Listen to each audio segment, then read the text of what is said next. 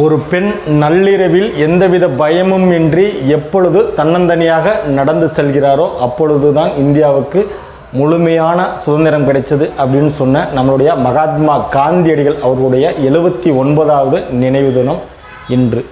உண்மையிலே நம்ம மகாத்மா காந்தியடிகள் சொன்ன சுதந்திரம் நமக்கு கிடைச்சிருச்சா அப்படின்னு பார்த்தீங்கன்னா நேற்று வரைக்கும் கூட கிடைக்கல. ஏன்னா நேற்று சென்னையில் ஒரு கல்லூரியில் கேண்டீனில் வேலை பார்த்த ஒரு பொண்ணுக்கு பாலியல் பலாத்காரம் பண்ணி 3 பேர் தண்டனை வாங்கியிருக்காங்க.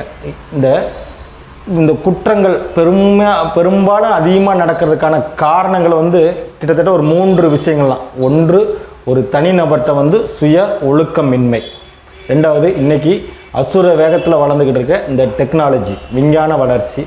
மூணாவது, கட்டுப்படுத்த முடியாத போதை பழக்க வழக்கங்கள். இதான் 2 நாளைக்கு முன்னாடி ஒரு பீகார் மாநிலத்தை சேர்ந்த ஒரு குடும்பத்தவே இந்த போதையில் இருந்த வாலிபர்கள் கொண்டுட்டாங்க. அதுலேயும் அந்த குழந்தைய மிக கொடூரமான முறையில் கொண்டிருக்காங்க. அதுதான் பெரிய மனவேதனையாக இருக்குது. ஒரு எவ்வளவு தான் ஒரு கேவலமானவனாக இருந்தாலும், எவ்வளோ தான் ஒரு கோபக்காரனாக இருந்தாலும், ஒரு பச்சை குழந்தைய இப்படி கொள்ள மனசு வந்துச்சுன்னு தெரியல. அதுக்கு காரணம் முழுக்க போதை தான். இப்படி தான் இருக்குது இன்றைக்கி தமிழ்நாடு. இதுக்கு நம்ம அரசை மட்டும் குறை சொல்ல முடியுமா அப்படின்னு பார்த்தீங்கன்னா கண்டிப்பாக அரசையும் தாண்டி நம்மளும் சரியாக இருக்கணுங்கிறது தான் யதார்த்தமான உண்மை. ஏன்னா ஒரு அரசாங்கம் ஒரு விஷயத்தை நடக்கூடாமல் பார்க்கறது தான் ஒரு அரசாங்கத்தோட வேலை. ஆனால் அது முடிஞ்ச அளவுக்கு அரசாங்கம் முயற்சி பண்ணுது. ஆனால் அதையும் தாண்டி இந்த தவறுகள் நடந்துருது அப்படின்னா திருப்பி அந்த தவறுகள் நடக்காமல் இருக்கிறதுக்கு என்ன செய்யணுங்கிறத தெளிமையாக செய்யணும்.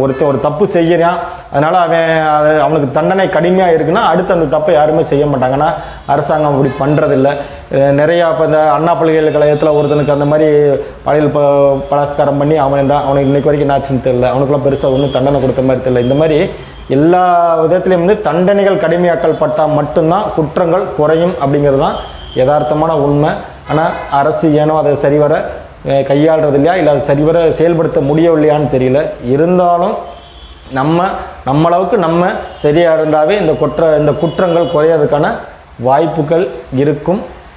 சிந்திப்போம், பெண்மையை போற்றுவோம், பெண்மையை மதிப்போம்.